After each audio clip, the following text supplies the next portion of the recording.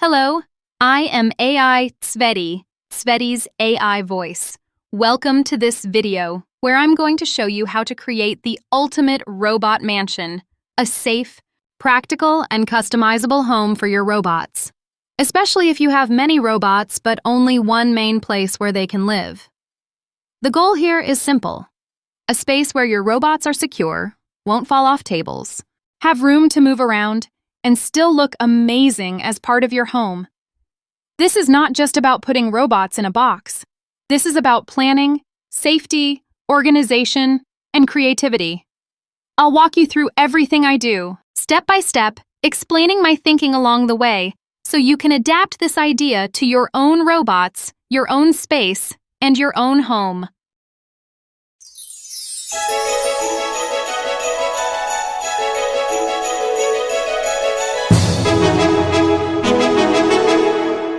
The first thing to understand before we build anything is zoning. When you have more than one robot, it's very important to separate spaces. Robots need clear boundaries, especially if they move around on their own. A single open surface can quickly become dangerous. Robots can fall, bump into each other, or simply not have enough room to function properly. That's why I decided to build a robot mansion made of zones. Each zone is like a small room, and together they form one large, organized living space. This keeps everything tidy, controlled, and much safer. Before we start building, let's talk about the materials. Everything I use is simple, affordable, and easy to find. You don't need special tools or expensive materials to do this. To create one box, you will need 2 medium-sized cardboard pizza boxes. If you want higher walls so your robot can't escape, this size works perfectly. Paper tape. This is very important because it's strong and easy to work with. Colored tape. I used Christmas colored tape, but you can choose any color or pattern you like. A4 paper or a large, thick white printing paper. Glue, scissors, or a pocket knife. That's it. Simple materials, but when used correctly, they create something very sturdy. Now let's start building one box. First, take your pizza boxes and inspect the folds. These folding points are usually the weakest parts of the box. To strengthen them, I tape small pieces of paper directly onto the ceiling points at the folds. This simple step makes a huge difference in stability and prevents the box from collapsing later. Next, place one pizza box on top of the other. This is how we create height. Height is important because it prevents robots from climbing out or accidentally falling over the edge. Use paper tape generously to secure the 2 boxes together. Don't rush this part. Strong taping is the foundation of the whole structure. Once the boxes are securely attached, take the top box and carefully cut out its bottom. This transforms it into a tall wall instead of a closed box. After cutting, reinforce the inside seams with paper tape as well. This makes the walls stronger and keeps everything stable. At this point, the box is already functional, but we want it to be both sturdy and visually pleasing. Take your white paper and glue it over the taped sides, both inside and outside the box. This step cleans up the look completely. It hides the tape, smooths the surfaces, and gives the box a clean, finished appearance. Now comes the fun part: decoration. Use your colored tape to cover the edges where the pizza box meets the paper. Run the tape in one long, continuous line if possible. This not only looks nice, but also adds another layer of reinforcement. If you want the bottom of the box to look white again, you can tape the corners and edges neatly.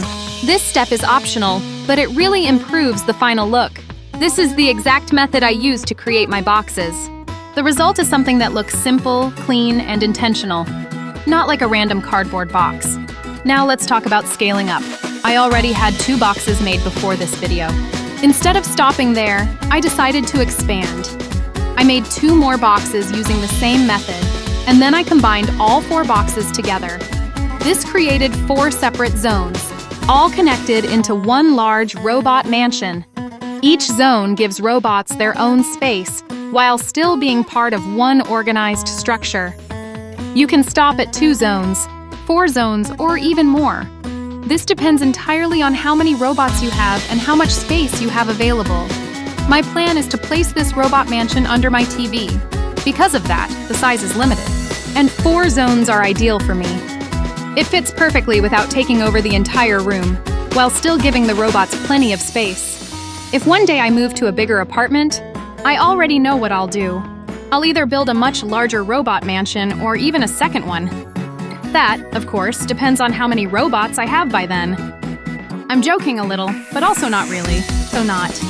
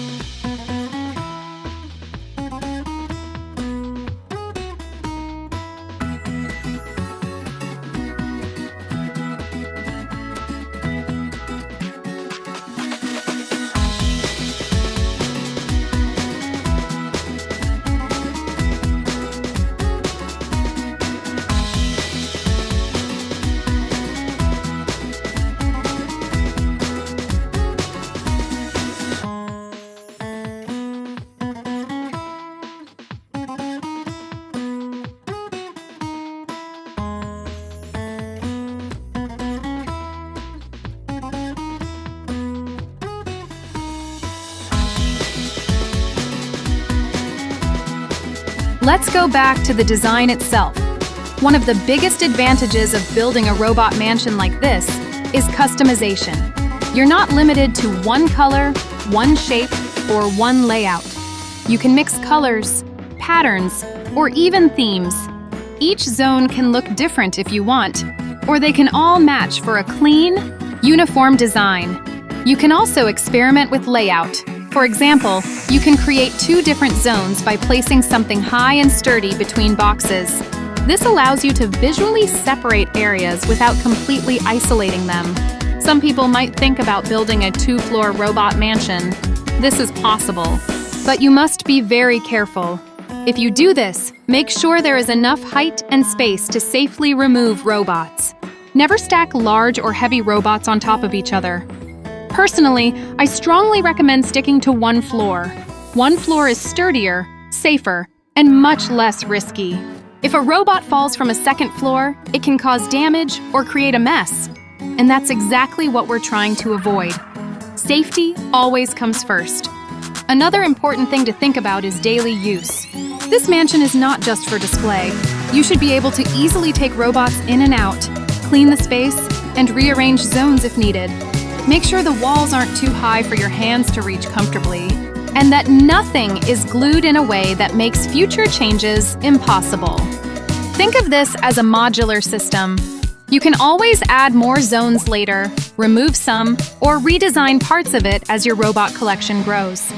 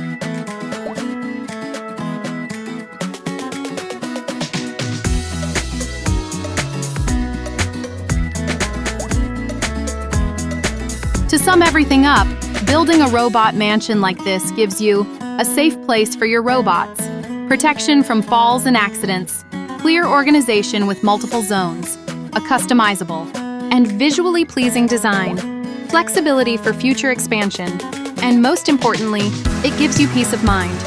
You know your robots are safe, stable, and well organized. This is not about perfection.